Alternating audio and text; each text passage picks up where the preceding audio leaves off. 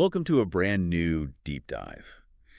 Today we're looking at your body not as this mysterious soft biological entity, but really as a heavy industrial manufacturing plant. Right, because if you zoom in close enough, your bone marrow is essentially a high-capacity assembly line and it runs 24/7. Exactly. And its sole product, the red blood cell. We are talking about the microscopic delivery trucks that ferry oxygen to every single tissue in your body and, well, keep you alive. Yeah, and today we're unpacking the incredibly dramatic history of what happens when that red blood cell factory just stalls out. And the wild pharmacological lengths we've gone to in order to fix it. To really grasp how this factory works and how it breaks down, we have to look at it from first principles, right? Building a red blood cell requires three distinct things to converge in your bone marrow at the exact same time. Okay, lay it out for us. First, you need the raw structural materials, specifically iron. Second, you need the internal cellular machinery to synthesize DNA, which takes vitamin B12 and folate. By the B vitamins. Exactly. And third, you need the manager's go signal, which is a hormone called erythropoietin, to tell the factory to actually start production. The raw material, the machinery, and the manager's signal. Yeah. I mean, that is a perfect framework for you listening to keep in mind. So let's start with the most basic building block in the raw material, the iron. Because without structural steel, the factory cannot build the product. Exactly. So hemoglobin is the protein inside your red blood cells that physically grabs onto the oxygen. And that hemoglobin molecule is roughly 0.34% iron by weight. Which doesn't sound like a lot, but each one needs 4 iron-containing groups to function. So if your body doesn't have enough iron, the bone marrow is essentially trying to build delivery trucks without enough steel for the chassis. oh, wow.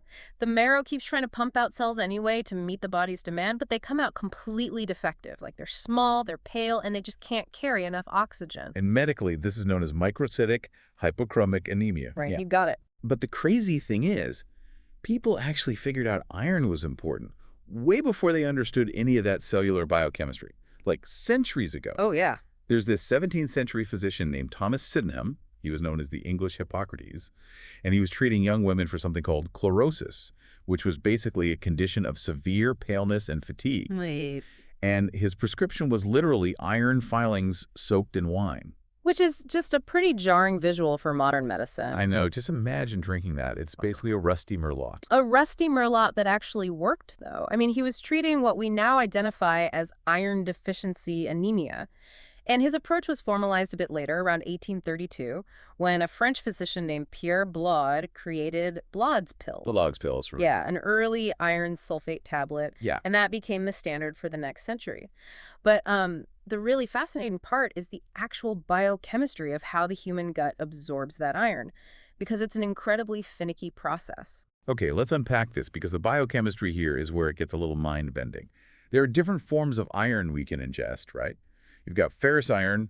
With a +2 chemical charge. Right, and ferric iron, which has a +3 charge. Yeah, and your gut acts as a very strict bouncer when it comes to those two forms. The transport channels lining your intestines are biologically engineered to absorb ferrous iron, the +2 version, far more easily than the ferric +3 version. So the chemical charge is literally the VIP path. Exactly. That charge dictates whether the iron gets into your bloodstream or just washes right through your digestive tract. It's why virtually all modern oral supplements are formulated as ferrous salts, like, ferrous sulfate or ferrous gluconate. And we often pair those iron supplements with vitamin C, ascorbic acid. Yeah. But that's just to help absorption, right? It's purely chemical. Vitamin C is an acid that acts as a reducing agent. So if you happen to consume ferric iron, the +3 version, which is often found in plant-based foods, the vitamin C chemically reduces it down to ferrous iron, the +2 version. Oh, so it just alters the state of the iron before it hits the bouncer. Right. It literally hands over an electron to change the iron's chemical state, making it much easier for that intestinal bouncer to let it in. Okay, so I'm trying to picture this factory again. It sounds like we're ordering massive amounts of steel, but the loading dock doors are almost completely shut. Because there's a staggering statistic in the sources here. The absorption rate? Yeah. If you have a severe iron deficiency, and you take a standard oral iron pill, you only absorb about 10 to 15% of the elemental iron in that tablet. And if you have normal iron stores, your body absorbs even less. Wait, really? Why? Well, human biology tightly regulates iron absorption at the gut level because we actually don't have an active mechanism to excrete excess iron. Once it's in, it's in. Oh, I had no idea. Yeah, and free, unbound iron floating around your bloodstream is highly toxic to your organs. So the body defaults to just keeping the doors closed. But hold on. If we know that 85 to 90% of the drug is just passing right through the patient and doing absolutely nothing, why in the world are oral pills still the default treatment? Yeah. I mean, why wouldn't a doctor just inject the iron straight into the bloodstream and bypass that closed loading dock entirely? Well, the hesitation there is entirely historical. For roughly half a century, intravenous iron, IV iron, was considered a terrifying drug of absolute last resort. Terrifying how? Well, the early IV formulations developed in the 1950s used a high molecular weight iron dextrin. The problem was that the iron wasn't bound very tightly to its carrier molecule. Okay. So when they injected it, some of that free iron would trigger a massive, severe allergic reaction, anaphylactic shock. Oh, wow. The risk was very real. About 0.6 to 0.7% of patients had life-threatening reactions, and that instilled a deep fear in an entire generation of doctors. They were taught to always, always try oral pills first, no matter how terribly inefficient they were. Which is wild, because oral iron is notorious for being awful to take. Like, it causes brutal gastrointestinal side effects. Nausea, severe constipation, black tarry stools. It makes many patients absolutely miserable. In everyday medical practice, adherence failure is the biggest hurdle. Patients simply stop taking the pills because the side effects make them feel worse than the anemia itself. Right, and there's a really dark side to those pills, too. The pediatric poisoning risk. Ferrous sulfate tablets are small, and historically they were often sugar-coated to mask that horrible metallic taste. Right, so to a toddler, they look and taste exactly like candy. A deadly candy. Yeah, iron is highly corrosive to the delicate lining of the stomach. In high doses, it severely throws off the acid-base balance in the blood, creating a deadly emergency. Just from eating too many pills. Exactly. Accidental iron overdose was historically one of the leading causes of fatal poisoning in young children in the U.S. That specific danger is actually what drove much stricter child-resistant packaging laws. So, you've got a drug that is barely absorbed, makes adults feel completely sick, and is lethal to children in small doses. Have doctors just accepted that this is as good as it gets? Not anymore. Over the last 20 years, we've seen a massive paradigm shift. Pharmaceutical chemists developed a new generation of IV iron complexes, drugs like ferric carboxymaltose or iron sucrose. And they're safer. Much safer. They solved the anaphylaxis problem by building a highly stable carbohydrate shell around the iron. Like a microscopic Trojan horse. A very safe Trojan horse, yeah. This complex binds the iron incredibly tightly, hiding it from the immune system as it travels through the bloodstream. It only releases the iron once it is safely inside the body's dedicated storage sites. So no anaphylaxis. The risk of severe allergic reactions plummeted to near zero. Meaning you can completely bypass the gut now. You bypass the gut, you replete the bone marrow's skill supply in a single 1-hour infusion, and you avoid all of those miserable gastrointestinal side effects. Major clinical trials have proven that for patients with conditions like inflammatory bowel disease or chronic kidney disease, these new IV irons aren't just an alternative, they are vastly superior to the old oral pills. That is a phenomenal turnaround for treating the most common nutritional deficiency on the planet. But let's say we've done that. We bypassed the loading dock. The factory has all the steel it could ever want. Right. That still doesn't matter if the internal cellular machinery is broken down. Which brings us to the second pillar of our factory, vitamin B12 and folate. So red blood cell precursors, those early-stage cells in the marrow, divide at an astonishing rate to keep up with the body's demand. And to divide a single cell, you must synthesize a flawless, brand-new copy of its entire DNA. And building DNA requires folate and vitamin B12. Right. They are critical cofactors. Think of B12 as the mechanic that keeps the folate in its active, usable chemical form. If you remove either one, the entire DNA assembly line just grinds to a halt. So what happens to the cell? The cell cytoplasm keeps growing, getting larger and larger as it waits for the DNA replication to finish, but it never does. So the factory is just producing these gigantic, useless, half-finished trucks. Exactly. They are massive, immature, totally dysfunctional red blood cells. In hematology, this is known as megaloblastic anemia. Megaloblastic. Massive cells. You know, History behind how we figured this out might actually beat the rusty wine story. Okay. Back in the 1920s, there was a condition called pernicious anemia. It was a horrific disease. Before the 20s, a diagnosis of pernicious anemia was a slow, guaranteed death sentence. Patients would waste away over a period of years, and medicine had zero answers. Until 1926, when three scientists, Whipple, Minot, and Murphy, discovered a cure that eventually won them the Nobel Prize. And their revolutionary treatment was feeding patients massive amounts of raw liver. Literally pounds of it every single day. Just pounds of raw liver. I imagine it was incredibly difficult to stomach, but liver happens to be exceptionally rich in vitamin B12. By forcing patients to eat it, they proved this fatal disease could be reversed with a specific nutrient. It's amazing. It really is. And it took another 2 decades until 1948 for pharmaceutical teams to finally isolate the active molecule, which we now call vitamin B12 or cyanocobalamin. But hold on, if forcing someone to eat liver cured them, then isn't this just a dietary problem? Like getting scurvy because you didn't eat enough citrus? Why couldn't a modern patient just eat a steak or, I don't know, pick up a B12 vitamin at the grocery store? What's fascinating here is the counterintuitive reality that in developed nations, B12 deficiency is rarely about what you eat. It is fundamentally an absorption failure. Wait, how so? Well, to absorb vitamin B12 from your diet, the parietal cells in your stomach have to secrete a very specific glycoprotein called intrinsic factor. Imagine intrinsic factor as a highly specialized molecular chaperone. It grabs onto the B12 in your stomach, locks arms with it, and escorts it all the way down to the very end of your small intestine. And down there, specialized doorways only open if they recognize the chaperone. And without the chaperone. The doors remain locked, and the B12 just washes right out of your system. In pernicious anemia, the patient's own immune system malfunctions. It mistakenly attacks and destroys the stomach cells that manufacture that chaperone. Oh, so the chaperone is gone, and no matter how much B12 you swallow, you literally can't absorb it. You could swallow an entire bottle of over-the-counter B12 pills and still not absorb enough to survive. This is why oral B12 frequently fails for these patients, and why doctors traditionally rely on injectable B12 to bypass the digestive tract entirely. Okay, so B12 and folate work together on this DNA assembly line. But this relationship sparked a massive, highly controversial debate in pharmacology regarding folate supplementation. Yes. Because there's a terrifying masking effect here. If you give a B12 deficient patient a bunch of extra folate, their anemia actually goes away. Their blood counts return to normal. But you've just made things infinitely worse. Why? Well, folate is the primary driver of DNA synthesis, while B12 just helps recycle that folate.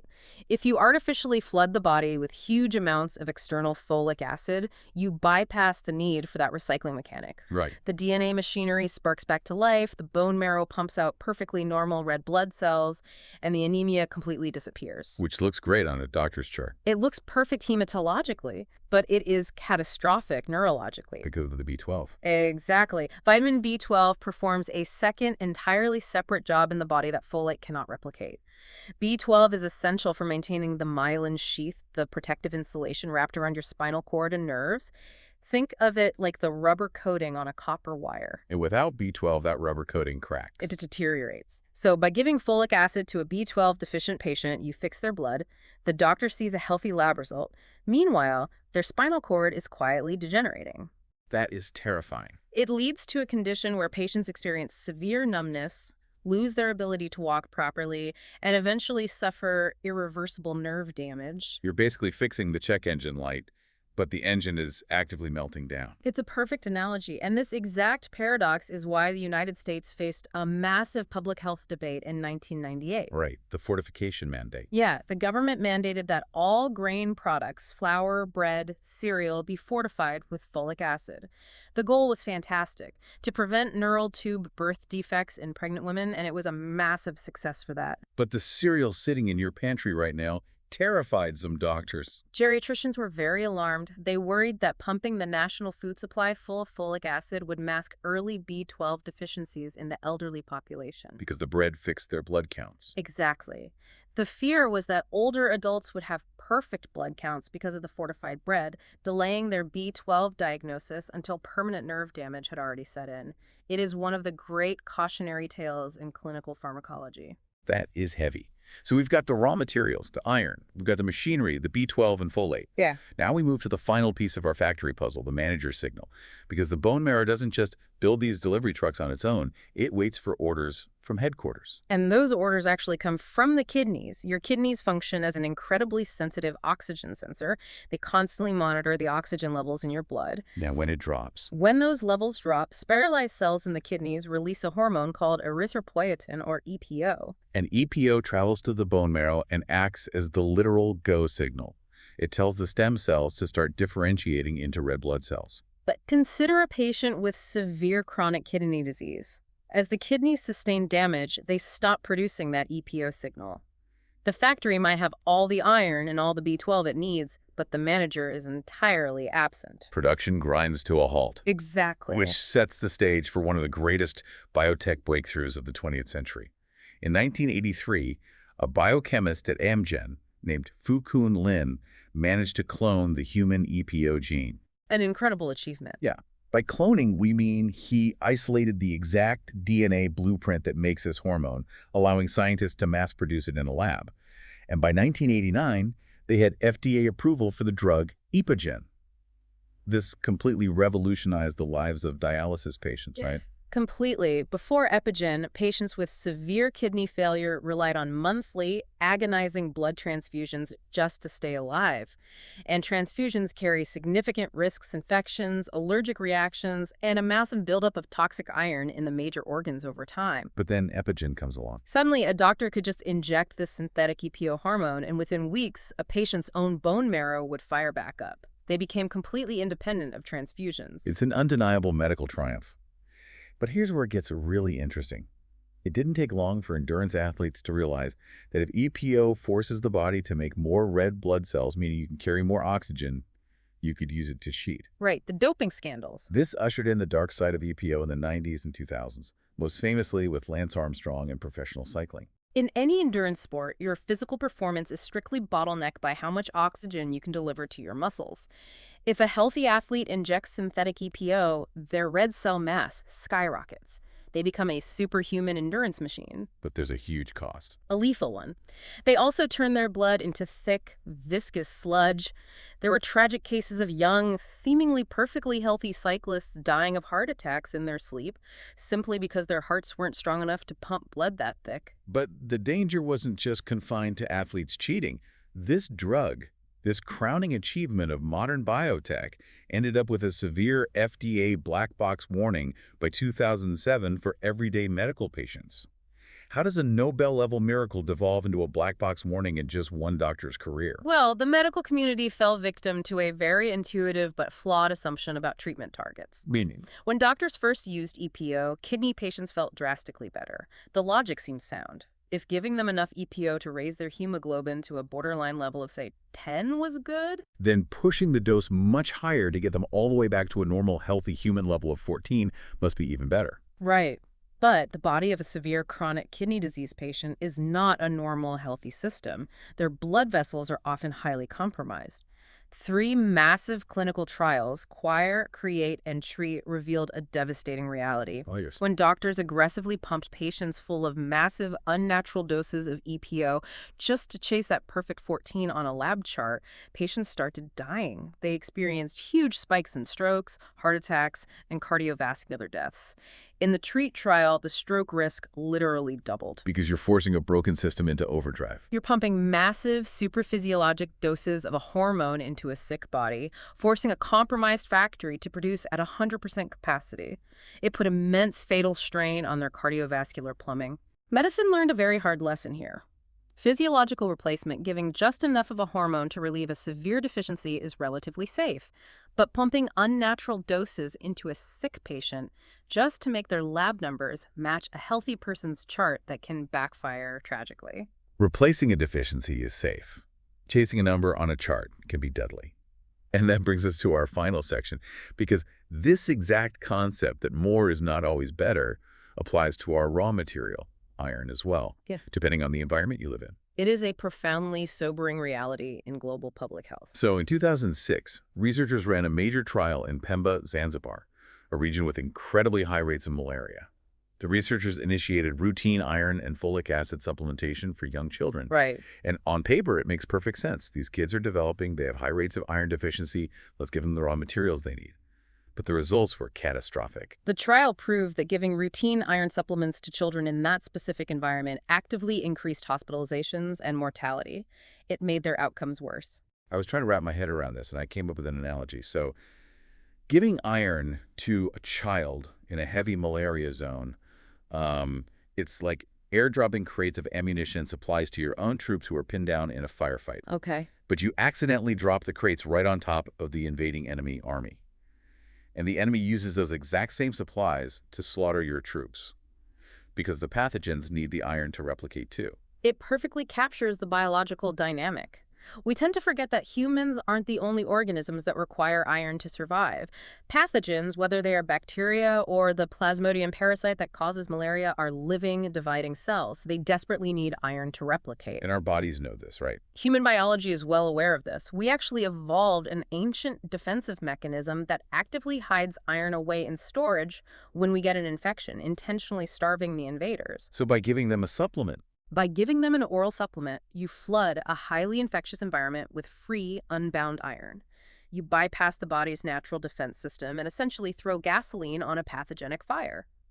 The World Health Organization actually had to completely rewrite their guidelines on universal iron supplementation in malaria endemic regions because of this data. The environment dictates the treatment. Exactly.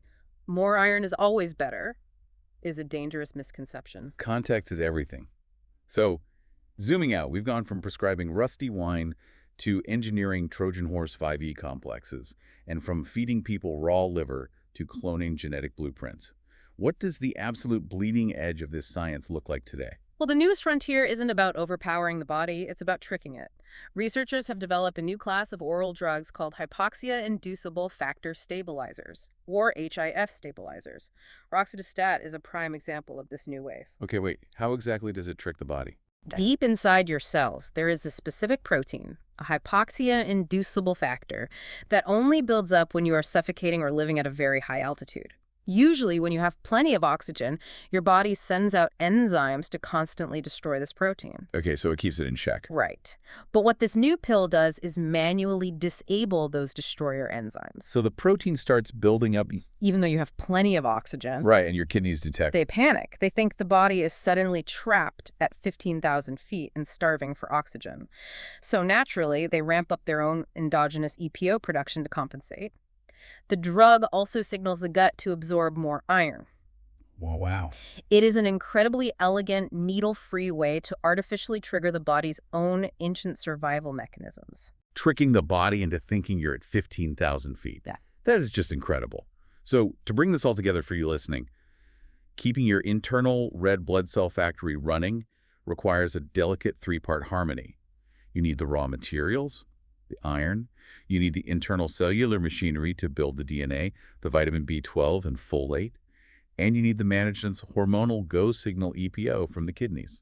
And diagnosing exactly which of those three stations is broken down is the entire key to treating anemia safely. Absolutely. And, it is crucial to remember the global stakes of this biology. We've spent time on high-end biotech, but iron deficiency remains the single most common nutritional deficiency on Earth, disproportionately impacting pregnant women and young children in low-resource settings. Right. Understanding these pharmacological mechanisms isn't just an academic exercise or trivia.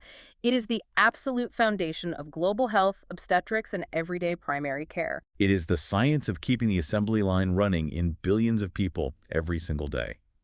And it leaves me with one final lingering thought for you to chew on. We just talked about those new HIF stabilizer drugs. If modern pharmacology can now successfully trick ourselves into thinking we are living at a high altitude just by taking a pill to fix anemia, what other ancient hardwired survival pathways in human biology might we learn to hijack next? Now that is an incredibly fascinating question to ponder. Indeed it is. Until next time, keep diving deep.